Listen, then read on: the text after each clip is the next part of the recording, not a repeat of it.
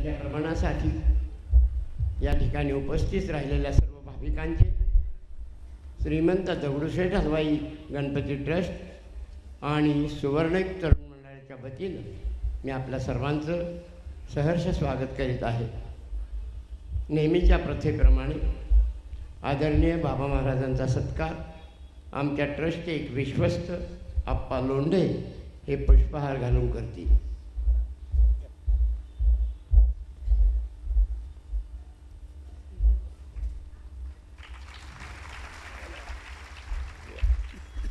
आणि शंकरराव सूर्यवंशी पोथीला पुष्पहार अर्पण करतायत. धन्यवाद. राम ज्ञानेश्वर महाराज, तुकाराम महाराज, सद्गुरु दादा महाराज, अप्पा महाराज की जय, गजानन महाराज की जय. बोलो बंसी बिहारी लाल की. कृष्ण मूर्ती होय गे, कळो आली सोय गे.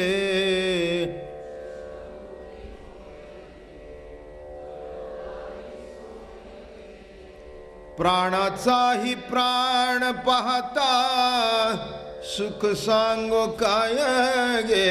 विंजणे वारीती गोपी बाळा गे, वारीती गोपी बाळा गे. तुळशी माळ गळा गे, कस्तुरीचा टिळा गे.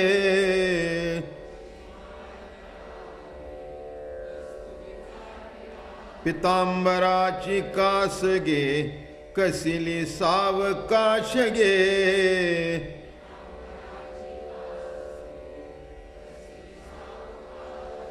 नारद तुंबर गायन करीती,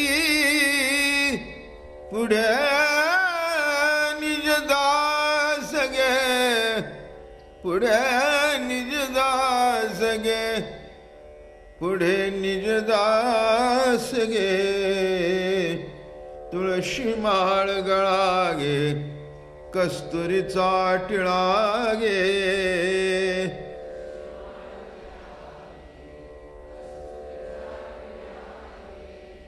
अर्धांगी रुक्मिणी विंजणे, वारीती गोपी बाळा गे. तुळशी माळ गळा गे, कस्तुरीचा टिळा गे.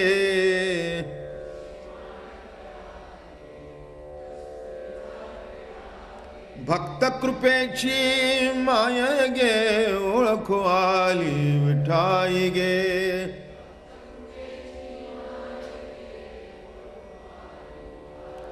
भक्त कृपेची माय गे, ओळखो आली विठाई गे.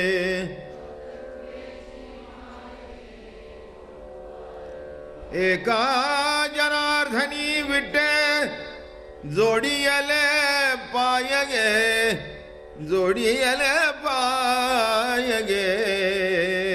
तुळशी माळ गळा गे, कस्तुरीचा टिळा गे.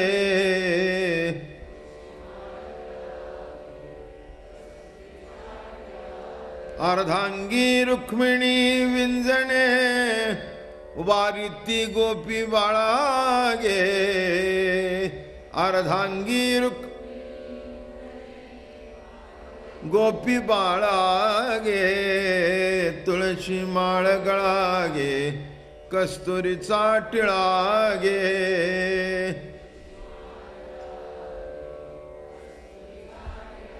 पुंडलिका वरदे हरिविठ्ठल श्री ज्ञानदेव तुकाराम ज्ञानेश्वर महाराज, तुकाराम महाराज, नाथ नामदेव महाराज, तुकाराम महाराज आदी सर्व संत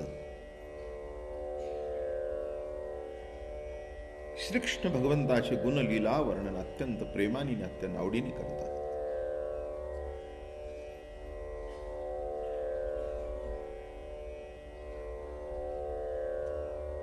अनेक लीला आपण ऐकल्या. भगवंताचं कौतुक असं होतं,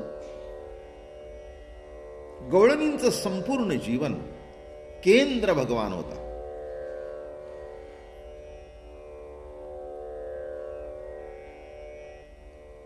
आपल्याला काही काळापुरता देव आहे, काही वेळेपुरता देव आहे, भजनापुरता देव आहे, पूजेपुरता देव आहे, नडीपुरता देव आहे, पण जीवन केंद्र देव नाही.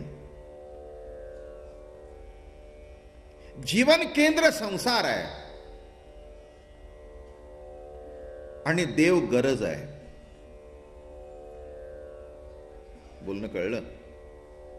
जीवन केंद्र संसार आहे आणि प्रभू गरज आहे. हा मूलभूत फरक आहे. आणि गोपिकांच्या जीवनामध्ये जीवन केंद्र प्रभू होता आणि जगण्याची गरज म्हणून संसार होता. मी नेहमी सांगतो, जेवणाकरता जगावं आणि जगण्याकरता जेवावं, हा तसा फरक आहे. जेवणाकरताच माणसं जगतात, ठीक आहे, हा जसा फरक आहे तसं प्रभूचं नडी करता भजन आवडीने नाही, जीवन केंद्र नाही. संत जे होतात ते संत उगीच होत नाहीत, त्यांच्या जीवनाचं केंद्र देव असतं. याचा अर्थ संसार टाकला नाही, गरजेपुरता असतोच. देहनिर्वाहापुरते राटवी हातापायाते, नाही का? देहाच्या निर्वाहापुरतं जरी घरात शिजवलं नाही तरी 4 दरवाज्यात जाऊन भिक्षा तरी मागावी लागतेच. एवढा तरी प्रपंच हा करणं क्रमप्राप्त आहे. नाहीतर कुणीतरी दारात आणून द्यावं लागतं, खाण्याकरता तरी वेळ द्यावा लागतो. संसार आहेच, पण गरज. तुकाराम महाराजांचे संसार हा गरज होता, देव हे केंद्र होतं. नाथ बाबा काय, नाथ बाबा तर मोठा संसार होता, अरे का? हो, उत्कृष्ट बायको होती, अर्धांगी म्हणावी अशी. बायका असतात पण अर्धांगी पुष्कळ कमी असतात. बायका असतात त्याला काय, लग्न झाल्यानंतर आपण म्हणतोच अर्धांगी आहे, पण खरंच जी शपथ घेतो ती जर प्रतिती गम्य असेल तर ती अर्धांगी. त्याच्या दुःखे पडे आपण खापरी, त्याच्या दुःखाशी त्याच्या सुखाशी समरस होते ती अर्धांगी. नाही तर साडी करता फुगून बसते, दागिन्याकरता फुगून बसते, नाही दिलं तर नको जीवन करते. तिला काय अर्धांग म्हणावं का? मग मी त्याला नाव ठेवलंय. अशी जर बायको असेल तर त्यांनी समजावं की आपल्या अर्धांगाला झटका आलाय.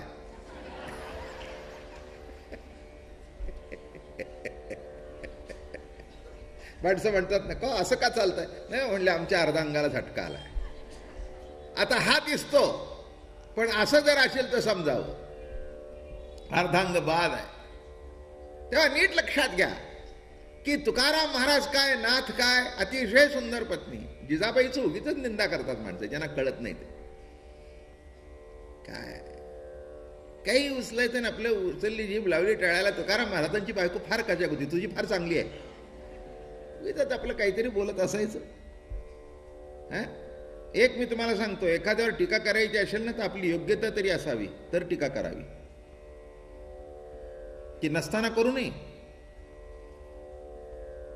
बरं का? जिजा पायामध्ये काटा मोडला असता, पांडुरंगाने पायामध्ये हातामध्ये पाय घेऊन जिचा काटा काढला, तरी तुझी बायको पायात चप्पल सुद्धा तुझ्या घालत नाही. कशाला मिजाज मारतो? पायामध्ये काटा मोडला, पांडुरंग धावत आले, जिजाबाईचा पाय मांडीवर घेतला, तिने ओळखला त्याला, ती सोडते काय? अहो, जिने देवाला ओळखून शिवाय देत होती ती तुकाराम महाराजांपेक्षाही नंबर 1ची संत होती. ती काय अशी तशी होती काय? तुकाराम महाराज गोडबोले संत होते. काय म्हटलं मी? तुकाराम महाराज देवाच्या बाबतीत गोडबोले संत होते, पण जिजाबाई तशी नव्हती. हातामध्ये जेव्हा तो काटा लागला, पाय घेतल्याबरोबर ओळखलं तिने. ए म्हणले, मी एलिया, विष्णू सहस्त्र नामातलं हे काय? काय काय शिवी हो, मेल्या. तू ऐकून घेतोय. पाय मांडीवर घेतला, काटा काढला तिचा. पाय मांडीवर घेतला, काटा काढला म्हणून तो काय म्हणला माहितीये का? अरे म्हणले कशाला काटा काढायला आला, वर जेवायलाच आहे ना फुकट तुला. अरे माझ्या पायातला काटा नाही, माझ्या आयुष्याचा काटा आहेस तू. माझा नवरा तुझ्या नादी लागलाय, त्यामुळे त्याला खाणं सुचत नाही, पिणं सुचत नाही. बघितलं का किती वाजले? मी जेवण घेऊन निघाले, 12-1 झाले आणि या टायमाला काटा मोडलास. बसले का ते येड इटाल इटाल इटाल इटाल करत. तुला काय झालं? 10 घरचे नैवेद्य खाऊन आलायस. आता मला सांगा हिची क्वालिटी काय? काय मजा आहे हो. काय ही पॉवरफुल मंडळी आहे सगळी, म्हणून तिला कजाक बिजाक म्हणू नका. मी तुम्हाला सांगतो, जिजाबाईचं दुःख एकच होतं. तिला असं वाटत होतं, देव जर माझ्या तुकाचं नाव घेतो तर हे याच्या मागे का लागतात? काही गरज नाही आहे. माझा पतिदेव इतका स्वयंपूर्ण आहे, स्वतःच देव आहे. त्याला एवढं भजन करायची गरज काय? काही गरज नाही. तो त्याच्या मागे आहे. नीट लक्षात घ्या. तेव्हा त्यांचाही संसार तसा कमी नव्हता. एकच सांगतो पुढे जातो. केंद्र सांगायचंय मला, एवढ्या करताच पसारा केला हा. तुम्हाला माहिती आहे, मागेही सांगितलंय, पुन्हा विसरला असाल म्हणून पुन्हा सांगतो. अहो काय सांगू. सकाळी महाराज जायचे भंडारा डोंगरावर, 5 किलोमीटर लांब. 5 किलोमीटर लांब. घरचं आवरायचं, पोरा बाळांचं, म्हशी, दूध दुभतं, भाकरी करायच्या, कालवण करायचं बरं का. पाणी घ्यायचं, तिथे वर पाणी नव्हतं, ते घ्यायचं आणि डोक्यावर घेऊन 5 किलोमीटर चालत जायचं. आणि महाराजांना जेव घातल्याशिवाय त्या जेवत नव्हत्या. एक तरी आहे का बाई ऐकते? कदाचित नवऱ्याची वाट बघत असेल, अशा असतील, शक्य आहे. त्याच्याबद्दल काही मी म्हणत नाही. पण 5 किलोमीटर डोक्यावर घेऊन जायचं, त्याला जीव घालायचं आणि मग जेवायचं. आणखीन काय पाहिजे तिची क्वालिटी? काय वैशिष्ट्य होतं? 5 किलोमीटर. मला असं वाटतं, सांगा पो एवढ्या बायका जमलेत, एक तरी हात वर कर की माझ्या नवऱ्याकरता अर्धा किलोमीटर जेवण घेऊन गेली. चहा तरी घेता का? एवढे माणसं तुमच्या हाताखाली पाठवून द्या पाहिजे असेल घरचं तर. मी कुठे होते ते? आणि ही निघाली आहे. विचार करा, उगीच नाही आहे. महाराजांच्या जीवनाचं केंद्र प्रभू होता. संसार ही त्यांची गरज होती.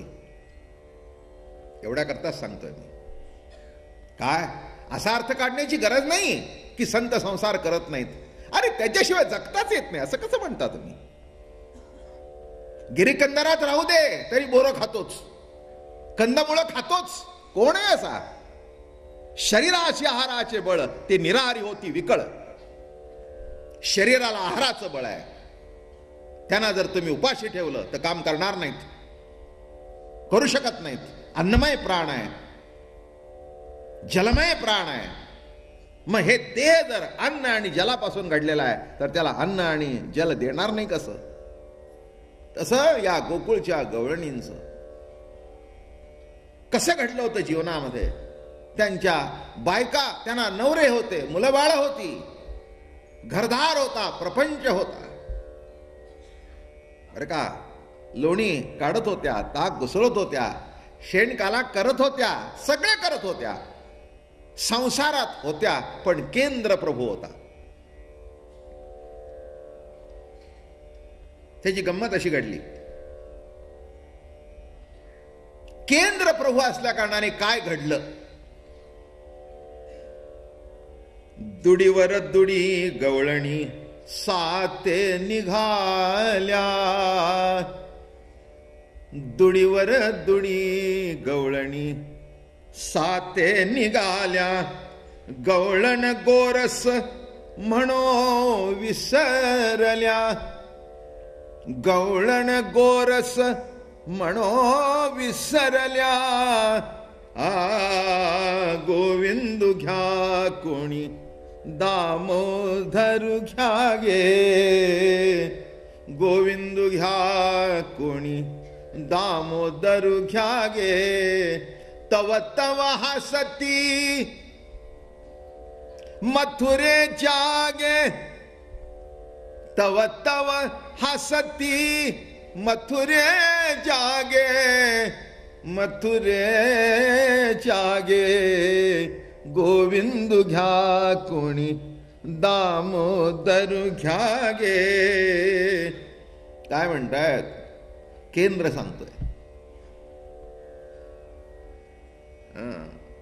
दुडीवर दुडी निघाल्या आणि इतक्या त्या प्रभूशी एकरूप झाल्या होत्या. अगं बाई लोणी घ्यावं लोणी, ताक घ्यावं ताक, तूप घ्यावं तूप, हे काहीच तोंडातून बाहेर पडे ना. एकच वाक्य, गोविंद घ्या कोणी दामोदर घ्या गे. कुठे जावं? मथुरेच्या. मथुरेच्या कुटाळ होत्या, ज्ञानी होत्या त्या, बरं का, ज्ञानी होत्या त्या. आणि त्यांचंही काही चुकलं नाही. त्यांनी अजून त्याला पाहिला नव्हता. काही माणसं अव्यक्त ज्ञानाच्या ठिकाणी स्थित झालेली असतात, त्यांना सगुणाचं प्रेम कळत नाही. पण त्याच्याकरता उत्तर देत आहेत महाराज, याचे सुख तुम्हा कळली यावरी. सगुण भक्तीचं काय सुख आहे, सगुण भक्तीचा काय आनंद आहे, हे जेव्हा कळेल तेव्हा आपोआपच ते सुटून जाईल. तो अहंकार सुटेल, ती समजूत सुटेल.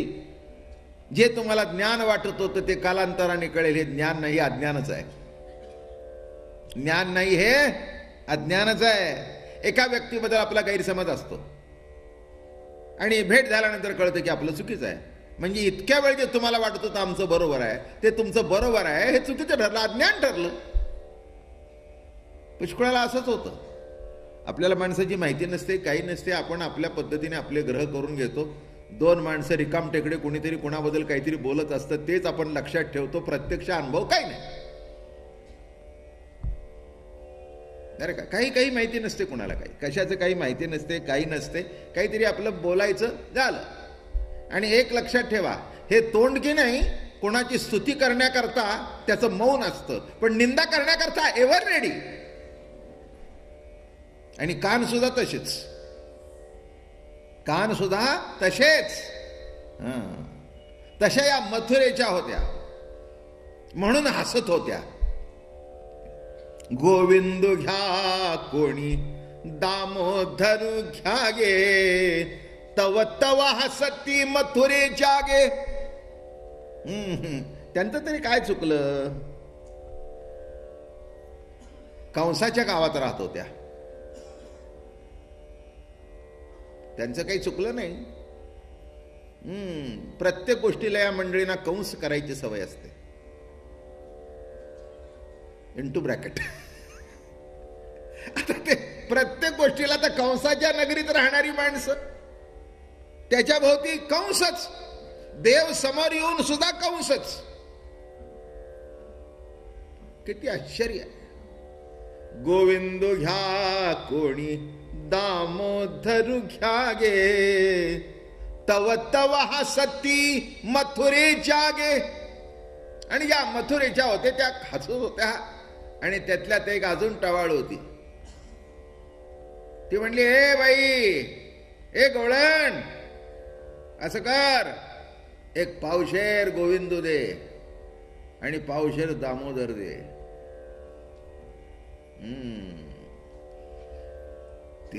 तिला काय माहिती होतं? तिच्या जीवनरूपी देऱ्यात आंबट टाक होतं आणि यांच्या जीवनरूपी देऱ्यात अनुभवजन्य दामोदर होता, कृष्ण सखा होता. हे सगळे डेरेच आहेत. तुम्ही आम्ही डेरेच आहोत, पण त्या डेऱ्यात काय आहे ते बघा. काय आहे ते बघा. कानोबा फक्त संताच्या डेऱ्यात असतो, भगवत भक्ताच्या डेऱ्यामध्ये कानोबा असतो, बाकीच्या त्या सगळ्या आंबट ताकद असतं. दुसरं काय? असंच आहे जीवन. दुडिया माझारी कानोबा झाला भारी, दुडिया माझारी कानोबा झाला भारी, उचंबळे गोरस सांडे बाहेरी. एक लक्षात या, असा गोरस भरल्याशिवाय उत्संबळून सांडत नाही. प्रेम भक्ती अशी उत्संबळून आली पाहिजे तरच बरं आहे. हो आहे आपलं डेऱ्यातल्या डेऱ्यात खाली सांडत नाही ना, ते आपलं चाललंय. कसं होतं? उत्संबळून उत्संबळून. डेरिया माझी कानोबा झाला भारी. कानोबा भारी झाला, जड झाला. आणि जड झाल्याबरोबर त्यांनी उतरून ठेवला.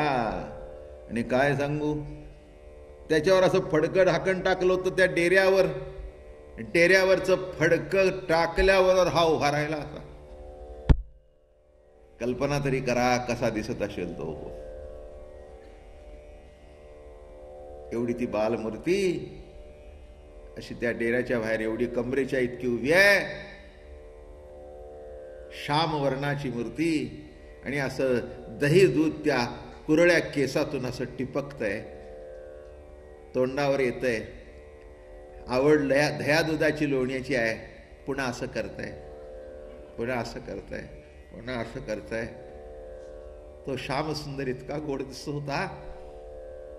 डेरिया माझी कानोबा झाला भारी.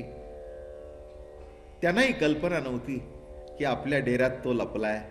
आपल्यालाही कल्पना नसते, पण साधू संतांच्या अनुग्रहाने आपल्यात लपल्याला, आपल्या डेऱ्यात असलेला देव असाच उभा राहतो.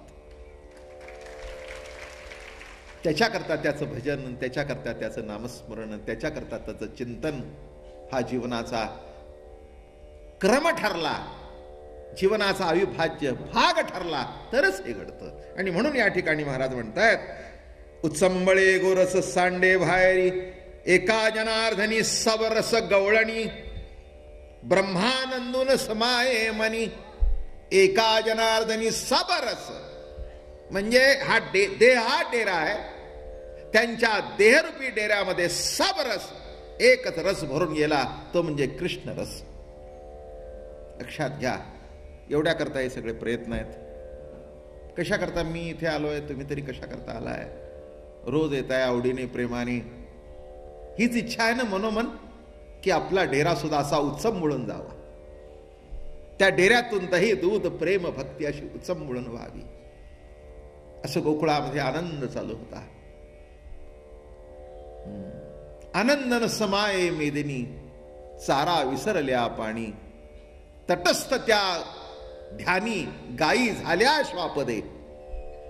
तटस्थ त्या ध्यानी गायी झाल्या श्वापदे. आनंदन समाये मेदिनी. असंच गोकुळामध्ये आनंद चालू होता. काला चालू होता. रोजची जेवणं चालू होती.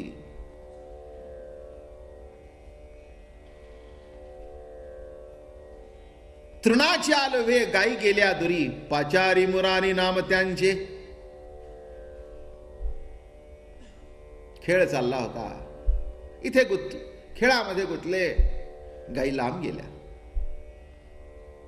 तृणाच्या आलवे गायी गेल्या दुरी, पाचारी मुरारी नामे त्यांची. चंद्रभागे गंगे भागीरथी यमुने, येई ताम्रपर्णे धावून या. गायांची नावं हाक मारतायत.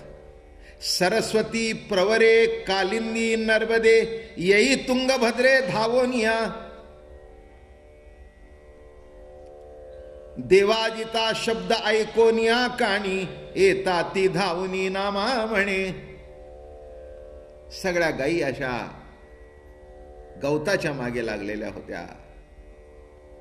काय चरायला रान मिळालं की गायी पुढे सरकतात, ते मागे सरकत नाहीत. आपण त्यातल्याच गाया. संसारामध्ये चरायला मिळालं की मागे वळून कशाला बघते, चरत चरत निघाली. तुम्ही बघितलं ना, जनावर चरत असं मागे कधी येत नाही, असं पुढेच जातं. चरत चरत गेलं की गेलंच.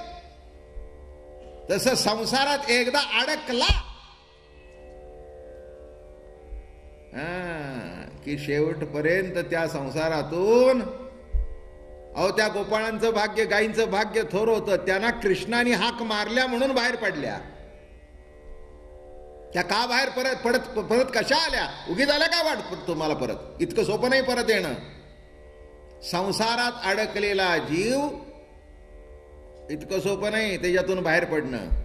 तुम्ही आम्ही बाहेर पडतो हे कुठेतरी त्यांच्या इतकी मुरली येत नसेल, पण कुठेतरी धून येत असेल म्हणून बाहेर पडतोय. इतकं सोपं नाही आहे. वस्तुस्थिती ही आहे ते सांगतो मी. बघा ना, आपल्या घरामध्ये 10च माणसं असली किंवा 2 असली 4 असले, त्यात आपण एकटेच येतो, बाकीचे येत नाहीत. म्हणजे अर्थ काय? अर्थ काय? अहो सगळ्याला ती नाही, त्याचं संसाराचं प्रारब्ध निराळं आणि हे भाग्य निराळं. बरं का? संसार प्रारब्धाने होतो, पण पूर्वजन्मीचं भाग्य लागतं आणि अहोभाग्य लागतं. तेव्हा सत्संगती घडते, तेव्हा चांगले शब्द कानावर पार पडतात. त्रिभुंगे धेवडे उभे वृंदावनी, वेणू चक्रपाणी वाजवितो. व्याघ्रावरी गाई टाकताती मान, बाळे स्तनपान विसरती. सुंदर वर्णन आहे म्हणून वाचून दाखवतो. काय घडलं? व्याघ्रावरी गाई टाकिताती माना. असा वाघ बसलेला असायचा की नाही? मग गाई हळूच बसायचा आणि त्या वाघाची नरम ना एकदम, त्याची वाघाची पाठवीट एकदम नरम असते, फर त्याची, केस बीस. मग गाई आपोआप त्याच्या पाठीवर मान टाकायच्या. ते वाघही वळून बघायचं नाही. काय प्रेम आहे! परमार्थिक भूमिका असेल तरीच या आपल्या अवतीभोवतीतले वाघ आणि गाया एकत्र होतात. नाही तर घरातही एकमेकाला खायला टपलेत, बाहेरही एकमेकाला खायला टपलेत. आणि एक लक्षात ठेवा, वाघच गाया खातो.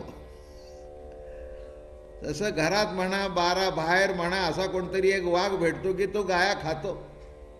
पण परमार्थिक जीवनामध्ये असं घडतं की वाघ असू दे, गाई असू दे, ती गाई सुद्धा वाघाच्या पाठीवर डोकं ठेवते आणि विश्रांती घेते. त्या वाघाला सुद्धा वाटत नाही तिची हत्या करावी.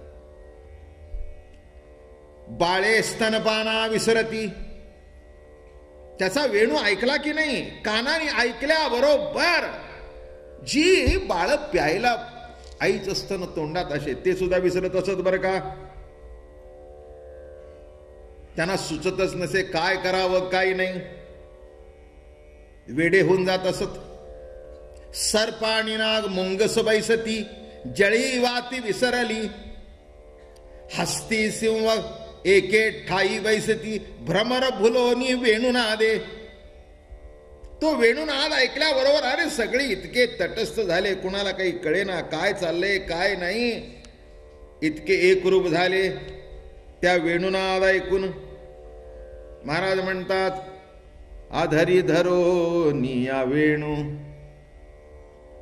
आधरी धरो निया वेणू, वेणू वाजविला कोणी नेणू, आधरी धरो निया वेणू. काय म्हणतायत? वृंदावनी वेणू, वेणू कवणाचा माय वाजे. वृंदावनी वेणू, वेणू कवणाचा माय वाजे. वेणू नाजे गोवर्धनु गाजे, वेणू नादे गोवर्धनु गाजे. पुच्छ पसरोनी मयूर विराजे, मज पाहता भासती यादव राजे. वृंदावनी वेणू, वेणू कवणाचा माय वाजे. कुणाचा वेणू वाजतोय? वैरभाव विसरले. बर का? यमुना जळ स्थिर स्थिर वाहे, तृण चारा चरू विसरली. गाई व्याघ्रे एके ठाई झाली, पक्षी कुळे निवांत राहिली. पक्षी झाडावर बसत होते आणि आशे जे बघत होते की नाही, ती पक्षी आपले डोळे सुद्धा मिटत नव्हते. इतकं सुंदर असे बघायचं, तटस्थ होत होते. इतकं त्या भगवंताचं रूप गोजीरवाणं होतं, इतकं सौंदर्यशाली रूप होतं.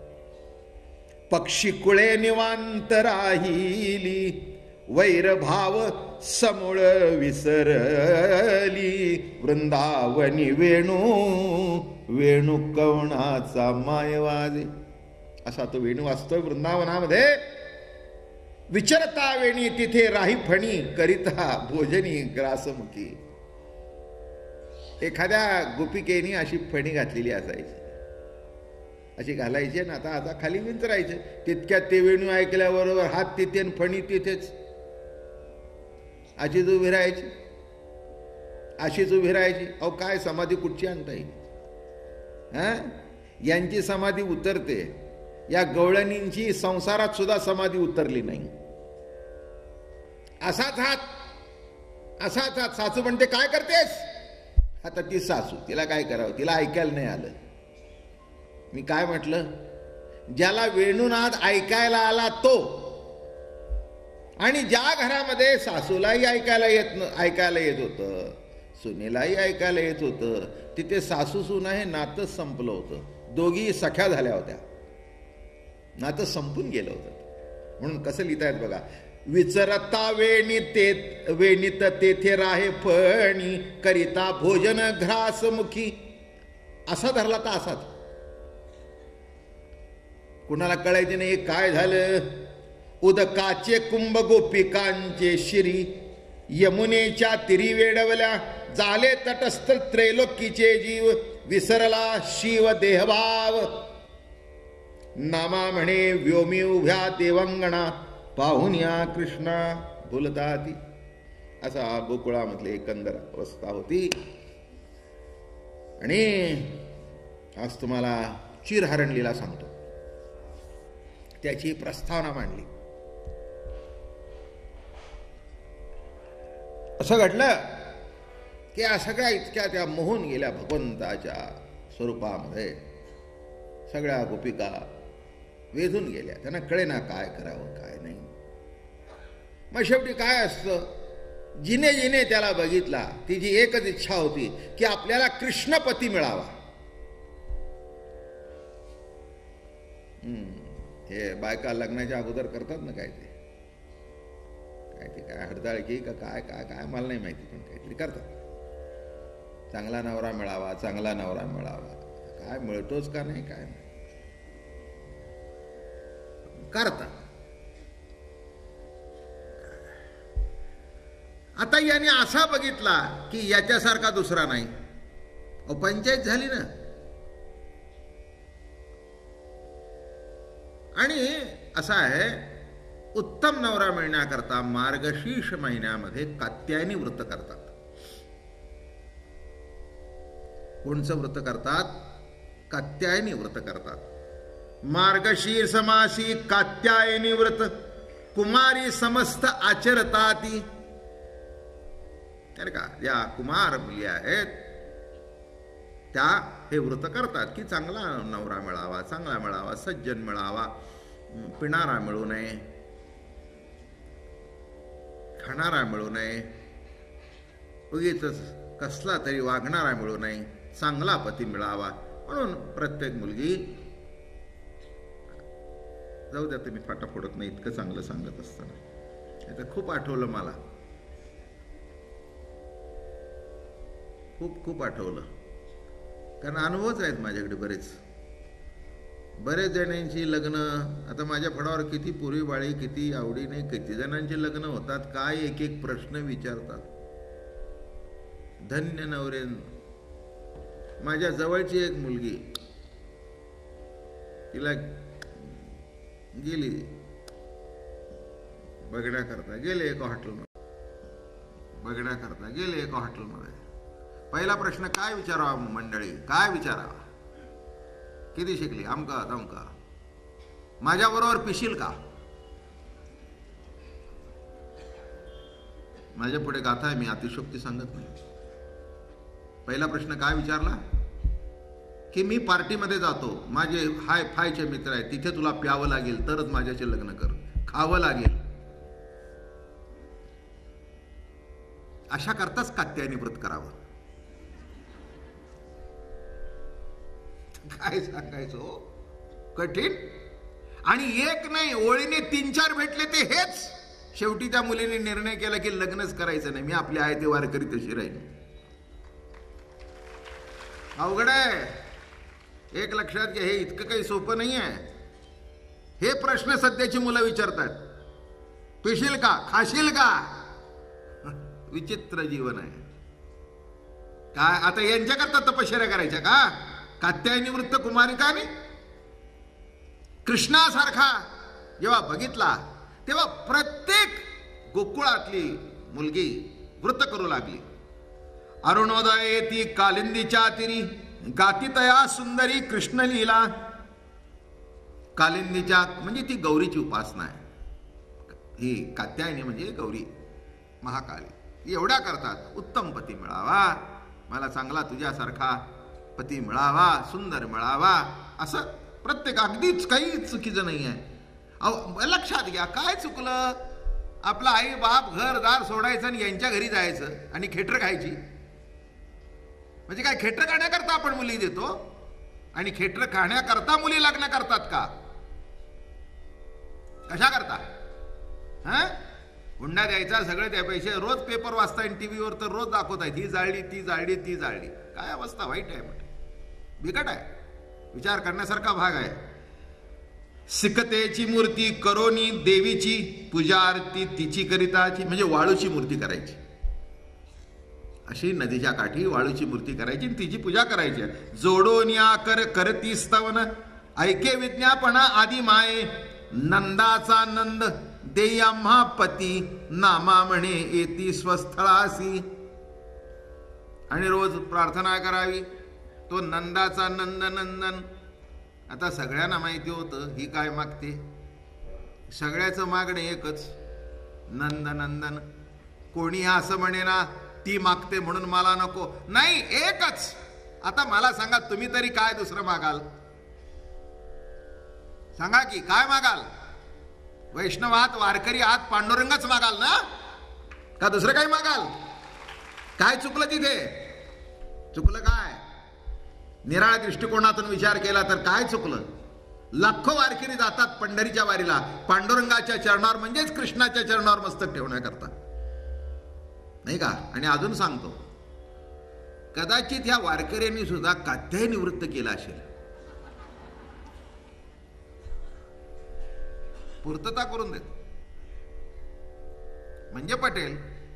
माळ जेव्हा तुम्ही घालता तेव्हा जो घालतो तो गुरु असतो, बरं का? पण ज्याची माळ आहे तो पांडुरंग आहे. माळ घातल्यानंतर जो व्यक्ती माळ घालते त्याचं लग्न पांडुरंगाशी लागतं आणि लावून देणारा मद्दा भटजी. माझं बोलणं कळलं का? मग आता तुम्ही जी जन्मजन्मांतराची कात्यायनी वृत्त केलं म्हणून वारकरी झाला, त्याच्यामध्ये काय विशेष? काय वस्तुस्थिती आहे, बरं का? दुसरं कुणाशी लग्न लागलं नाही. देहाचा मालक निराळा, तो निराळा, आणि हृदयाचा मालक निराळा. माळ घातल्यानंतर हृदयाचा जो मालक परमात्मा आहे त्याच्याशी लग्न लागलं, म्हणून माळेचं महत्व जास्ती आहे. म्हणून जो घालतो त्याला आपण गुरुस्थानी मानतो आणि ज्याच्याशी लग्न लागतं तो पांडुरंग कृष्ण, काही म्हणा, दोन्ही एकच आहेत. म्हणून आपल्याकडे तिन्ही एक आहेत म्हणून मंत्र आहे ना, एक मंत्र नाही. जय जय राम कृष्ण हरी. जो राम तोच कृष्ण आणि जो कृष्ण तोच हरी, अशी परंपरा आहे. आणि म्हणून काय चुकलं? मी मुद्दाम पूर्तता करून दिली तुम्हाला. काय चुकलं? तुमचं माझं जीवन ध्येय जर एकच आहे तर त्या कुमार गोपिकांचं ध्येय जर कृष्ण असेल आणि कृष्णपती मिळावा आणि त्याला सर्वस्व अर्पण करावं हे जर त्यांना वाटलं असेल तर काय चुकलं? काहीच चुकलं नाही. कालिंदीच्या मग काय घडलं? ही जी रोजची पूजा अर्चा होती ती पोचली की बाबापर्यंत. आता काय आहे, हा कृष्ण आहे, अवतारच कृष्णाचा आहे. तो कोणत्या गोष्टी अशा सरळ करत नसतो. नाही, असतात सरळ, तुम्हाला वाकड्या वाटतात. काय या लीलेचे अर्थ अनेकांनी अनेक तऱ्हेने केले. चिरहरण लीला म्हणजे वस्त्रहरण. गोपिकांचं एक फार मोठी लीला आहे. त्याच्यात तत्व सांगतो म्हणजे तुम्हाला कळेल. आणि पोचली. या काय करायच्या, खेड्यापाड्यामध्ये पहाटे लवकर उठून बायका स्नानाला जातात आणि दिवस उजडल्यानंतर पुरुष जातात. बायकांचे स्नान करायची जागा पुरुषाची नाही अशी ठरलेलंच होतं. मग या लवकर पहाटे 3 वाजता उठायच्या. तर का आपल्या आवडीचं असलं ना म्हणजे जागरण होत नाही. माहेरी जाण्याकरता डबा करायचा असेल,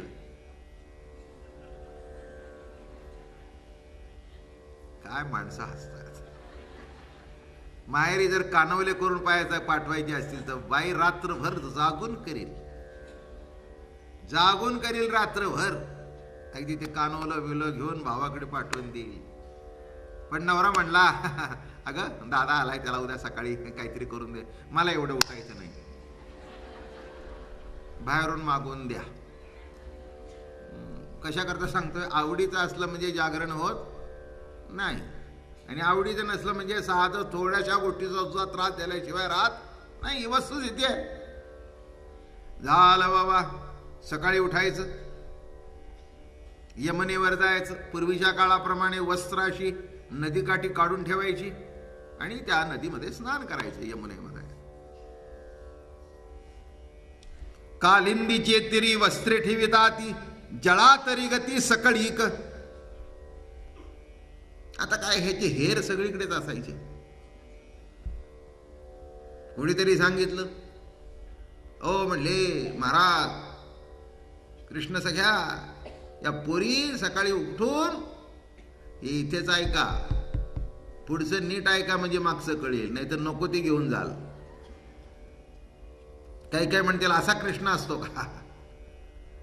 एक लक्षात ठेव, कृष्ण हा देहाचा विश्वाचा मालक आहे. त्याच्या ठिकाणी काहीच झाकलेलं नाही, म्हणून लपवायचंही काही नाही. एक ओवी सांगू का? लक्षात आली तर सांगतो.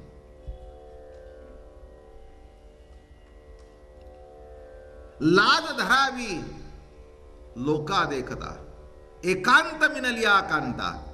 लाज धरावी लोका देखता, पण एकांत मिनलिया कांता. लाज सर्वथा सोडावी. भागवतातली ओवी आहे. जगामध्ये फिरताना अंग झाकून घ्यावं, पण पतीजवळ गेल्यानंतर लाज सर्वथा सोडावी. त्याचं पुढचं सांगतो, लाज सोडली तर आई होईल. आई केव्हा होईल? लाज सोडली तर. म्हणून जगामध्ये लाज झाकून घ्यावी, आणि मालकापुढे जर तसंच झालं तर आई होणार नाही. लाज धरावी लोका देखता, पण एकांत मिनलिया कांता. लाज सर्वथा सोडावी. तसं जो परपुरुष आहे तिथे झाकणं आहे, परकेपणा आहे, पण ज्याला सर्वसार्पण केलं तिथे लाज नाही. किंबहुना तिथे लाजणं म्हणजे मातृत्वाला डावलणं अशातला अर्थ होईल. नीट समजून घ्या विषय. एक विशिष्ट लेवलनी सांगतोय, त्याच लेवलनी ऐका. त्याला कळलं. कळल्याबरोबर स्वारीने काय केलं? हा त्या जायच्या अगोदरच कळंबाच्या झाडावर जाऊन बसला लपून. आणि या गवळणीने, अहो काय त्या विसरले ना, काय माहिती आता कोण आहे काय. जे सकाळची वेळ पाठीची कोण नाही, जे खेळ सुरू केला, हे पाणी उडवते, ती पाणी उडवते, ती पाणी उडवते, डुबकी मारतायत. आणि डुबकी मारता मारता मारता इतक्या डुबल्या, यांनी सगळी वस्त्र गोळा केली आणि वर जाऊन बसला.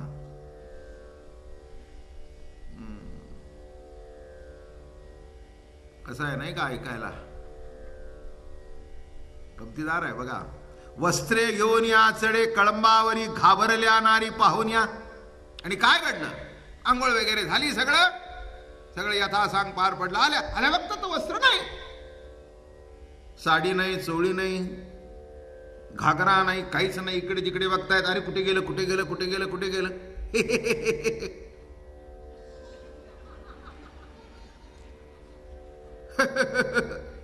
वर बघितलं, अरे ओळखला, आवाज ओळखला. अरे अरे अरे अरे म्हणले आला हा. चटकन पळाल्या आणि एवढ्या पाण्यात उभा राहिला. अरे कृष्णा हे काय? अरे तुला काय कळते काय? तर काय आहे, सगळ्या गावात कळलं तर काय होईल आमचं? अरे काय होईल, काय परिस्थिती आहे ही, काय तुला काय कळतं का नाही? लाज वाटते का तुम्हाला? अंगावर काही नसताना नग्न अवस्थेत पाण्यामध्ये जाता, हा जलतत्वाचा अपमान आहे. बघा कसा सिद्धांत सांगायला सुरू केला. नग्न होण्या स्नान जे करती तयाची वृत्ती होती निरर्थक. लाज वाटते का? सकाळ असली म्हणून काय झालं? कसं आंघोळ करावं? काय घरातल्या मोहित करताय काय? मी होतो म्हणून बरं. पुन्हा कळत अहो कृष्णचा मी तुम्हाला सांगू का, कुठच्याही बाजूने राऊंड अप करणार हा. आणि खरंच आहे. वस्त्रे देई आता आमची, देणार नाही म्हणाले. महापातकी आहात तुम्ही, पातकी आहात. अरे कृष्ण आता काय? अरे आमचं काय झालं? थोड्या वेळाने दिवस जर वर आला आणि गावचे पुरुष आता येईल, त्यांची वेळ होती, आमचं काय? तुमचं तुम्ही बघून घ्या. लाज वाटली नाही का? असं आंघोळ करताना लाज वाटली नाही? आणि आता विचारता आम्ही काय करू? अजिबात देत नाही. अरे नको रे असं करू. अरे कृष्णा असं करू नको रे. अरे बाबा असं करू नको रे. म्हणले पाण्याच्या बाहेर या आणि तो सूर्यनारायण आहे त्याला हात जोडा. कळलं? आता काय अवघड आहे. त्यांनी हात असा ठेवून असं करतायत नाही म्हणले. पाण्यात शिरल्या. तिथलं तत्वज्ञान ऐकण्यासारखं आहे. अरे माझ्याकडे बघून लाजता लाज वाटत नाही? जल तुमच्या अंगाला शिवत आहे. त्या जलाचा बाप मी आहे. जलतत्वाचा स्पर्श होतोय त्याची लाज वाटत नाही. तुमच्या अंगाला वायू चाटून जातोय त्याची लाज वाटत नाही. पृथ्वीवर ज्या उभ्या त्याचा स्पर्श तुम्हाला होतोय. सगळी पंचमहाभूत तुमच्या अंगाला शिवून जात आहेत, चाटून जात आहेत, त्यांची तुम्हाला लाज वाटत नाही. आणि पंचमहाभूत ज्या परमात्म्यापासून निर्माण झाली त्याची लाज वाटते. काय सांगतो कळलं का? चीर हरण लीला. त्यांचं चीरने हरण केलं. त्यांच्या मनामधला जो भेद आहे तो घेतला. द्वैताचं लुगडं फेडलं. कशाचं लुगडं घेतलं इसकून? द्वैत रूपी जो द्वैत आहे, जो पडदा आहे. आत्ताच सांगितलं पडदा आहे तिथपर्यंत आई नाही. तसं जीव आणि शिव हा पडदा आहे, तिथपर्यंत ऐक्य नाही. म्हणून ते भेदाचं वस्त्र पळवून नेलं. याच्यामध्ये सगळं तत्वज्ञान भरलेलं आहे आणि त्या दृष्टिकोनातूनच ऐकावं. बरं का? कसं लिहिलं इथे बघा. अच्युतानंदा कृष्णा गरुड ध्वजा, दासी आम्ही तुझ्या सकळी का. वादतसे सित जाऊ पाहे प्राण, यशोदेस याण तुझ्यासे. ऐकोन यायसे नामा म्हणे हसे, धर्म सांग तसे तया लागी. एवढं बोलल्यावर हसू लागला बरं का. नग्न होऊन या स्नान जे करिता त्याची व्रते होती निरर्थक. त्वरे करून या यागे मदपाशी, सांगतो तुम्हाशी प्रायचित्त. एकी मागे एक काम सदनी हात, आनंद बहुत मनामध्ये. करा नमस्कार सांगे वनमाळी, एकास्त भाळी लाविताती. देवा द्विजाईसा करिता नमस्कार, पापयाचे फार धर्मशास्त्र. अरे कुणाला लाजता? मला काय लाजता? लक्षात घ्या. अगं मी शिवलोय म्हणून तुम्ही जिवंतात. मी मागे केव्हा तरी सांगितलं होतं तुम्हाला, शिव आणि शव या शब्दाचा अर्थ. असे लक्षात नसेल तर पुन्हा सांगतो. शिवलाय म्हणून शिव, ज्या दिवशी शिवणार नाही त्या दिवशी शव. आता कळला का? शिवलाय म्हणून जिवंतपणा. शिव शिव डोळ्यातून शिवलाय बघणं, कानातून शिवतोय ऐकणं, चालण्यातून शिवतोय, पायाला शिवलाय चालणं, हाताला शिवलाय स्पर्श. प्रत्येक इंद्रियातून ती सत्ता तुम्हाला मला शिवते म्हणून शिव. आणि ज्या दिवशी शिवणार नाही त्या दिवशी शव. आता मला सांगा कुणाचा विटाळ? कुणाचा विटाळ? अरे आत्माराम शिवला नाही, शिवूनच आहे. त्यांना वाटत होतं परपुरुष. त्यांना वाटत होतं परपुरुष, मग कळलं हा कोण आहे. म्हणून इथे कसं सांगतायत बघ, देवाद्विजायसा ऐकोनियायसे लाज सोडोनिया पडता ती पायादित्याच्या. कुणाला लाजता? अगं तुमच्या लक्षात येत नाही, तुमच्या बाह्य स्पर्शाला म्हणताय. आतून कोणी स्पर्श केलेला आहे? हृदय कुणाच्या स्पर्शामुळे चाललंय? ऐकणं कुणाच्या स्पर्शामुळे आहे? बोलणं कुणाच्या स्पर्शामुळे आहे? इतका सर्व माझा स्पर्श आहे, तो स्पर्श तुम्हाला चालतो. पंचमहाभूताचा स्पर्श चालतो, आणि पंचमहाभूत ज्याने निर्माण केली तो मी आहे. म्हणून चिरहरणलीला म्हणजे असा अर्थ काढायचा नाही. त्याच्यातला अर्थ असा आहे की ज्या भक्तामध्ये आणि देवामध्ये जे भेदाचं वस्त्र असतं, तो वस्त्र काढून टाकतो. आता ते काढायला पाहिजे का नको ते तुम्ही ठरवा, आणि मग या लिलेचा अर्थ बघा. मग या लिलेचा अर्थ बघा. नाहीतर तुम्ही म्हणाल काय कृष्ण असं कुठे काय करत असतो काय?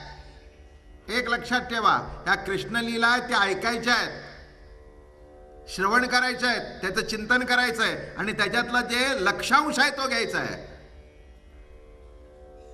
माझं म्हणणं कळलं का? तो जर घेतला तर याच्यातला अर्थ कळेल.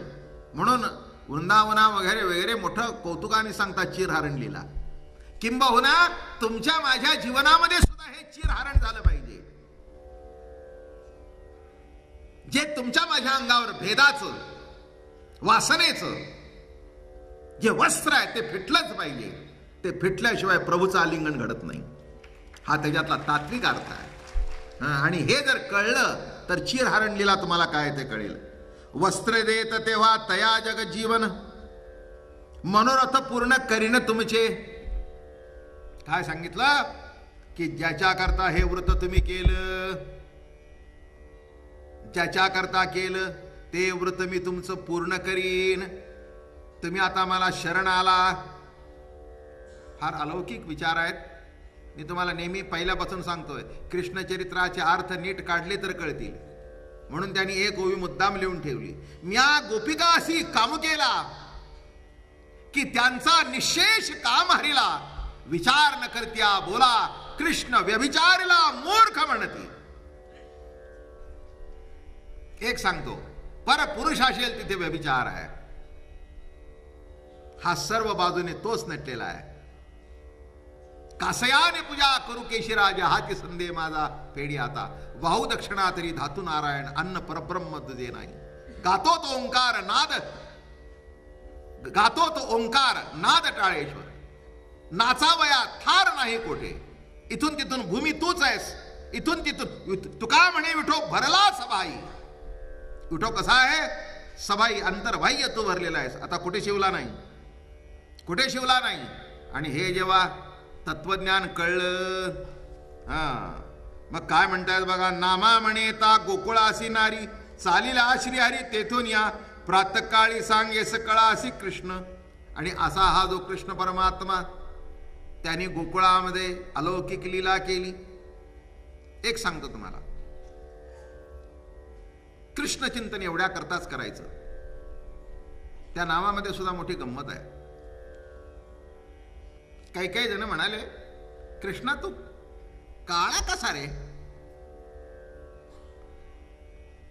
तेव्हा त्यांनी उत्तर दिलं, मी काळा का सांगू माहितीये? अरे मी तुमच्या हृदयात राहतो, आणि तुमच्या मनात आणि बुद्धीतला जो काम आहे, जो काळा आहे, तो तुमच्यातला आकर्षण करून घेतो, म्हणून मी काळा आहे. अर्थ कळला का? कशा करता सांगितलं इथे हा अर्थ? मी काळा का? यशोदा गोरी, नंद गोरा, तुम क्यों भयो श्याम. तू काळा का? तर तसा काळा नाही म्हणाले. तुमच्या हृदयात जे विकार आहेत ते आकर्षण करून घेतो मी, आणि म्हणून तुम्ही भजन करताय. कामाचा पगडा केला तर मोठे मोठे ऋषी खाली वर गेलेले खाली आले. 2,000 वर्ष तपश्चर्या केलेली तपश्चर्या संपली. पण माझ्या भक्ताची मला काळजी असते. त्याच्या हृदयात मी बसतो, आणि त्याच्या हृदयातला जो काळा काम आहे, विकार आहे, तो मी आकर्षण करून घेतो. म्हणून माझा रंग काळा, म्हणून माझा रंग काळा. म्हणून नीट लक्षात घ्या, पांडुरंगाचं वर्णन करताना कसं करतात? ठाईचाची काळा अनादी बहु काळा. म्हणून वेदात चाळा लावी लागे बाई ठाईचाची काळा अनादी बहुकाळा. असा हा काळा परमात्मा लक्षात घ्या. तो इथे आहे काळा. काही मला प्रश्न पुष्कळ मला प्रश्न विचारायला काही. मला एकाने विचारलं तुमचा बुक्का काळा का? म्हटलं देव काळा म्हणून. खरंच आहे ना, काही चुकलं का? खरंच आहे, तो काळा म्हणून हा काळा. बुक्का त्याचं प्रतीक आहे. हा, सौभाग्यवती बाई कुंकवाच्या रूपाने आपल्या नवऱ्याचा प्रतीक लावते कुंकू. आम्ही आमच्या नवऱ्याचं लावतो. व्यवहारामध्ये फक्त बाईला नवरा आहे, वारकऱ्यात दोघालाही नवरा आहे. म्हणून एक लक्षात आलं का? त्याचं उत्तर देतो मी. म्हणून तुकाराम महाराज पंढरीला जाताना म्हणतात आम्ही माहेरला निघालो. माहेर कुणाला असतं? जे सासरी नांदतात त्या ना, नाही का? ज्ञानेश्वर महाराज काय म्हणतात? कुठे निघालो? माहेरला. तुकाराम महाराज माहेरला. माझे माहेर पंढरी, घरामुचे भीमा तरी, पांडुरंग माझा पिता आणि रुक्माबाई माझी माता. आता असं जिथे नातं आहे, असं जिथे एकरूपतेची प्रतीती आहे. आता मला सांगा, चिरहरण लीला लक्षात आली का? आता ही वाईट आहे, याच्यात विक्षिप्त अर्थ काढले तर वाईट आहे. विक्षिप्त अर्थ बाजूला काढा आणि भेदाचं लुगडं कसं फिटलं पाहिजे याचा विचार करा. आणि ते फिटल्यानंतर काय होईल? काय होईल? ममता म्हातारी मरुणी गेली जेव्हा, बोधपुत्र निर्माण झाला जेव्हा. हे सगळे विकार संपल्याशिवाय बोधपुत्र पोटी येत नाही. संसारामध्ये मुलगा व्हावा आणि परमार्थामध्ये बोधाची प्रतीती जन्माला यावी. राधा रमण हरी गोविंद राधे. राधा रमण हरी गोविंद राधे. गोविंद राधे हरी गोपाल राधे. गोविंद राधे हरि गोपाल राधे. राधा रमण हरि गोविंद राधे.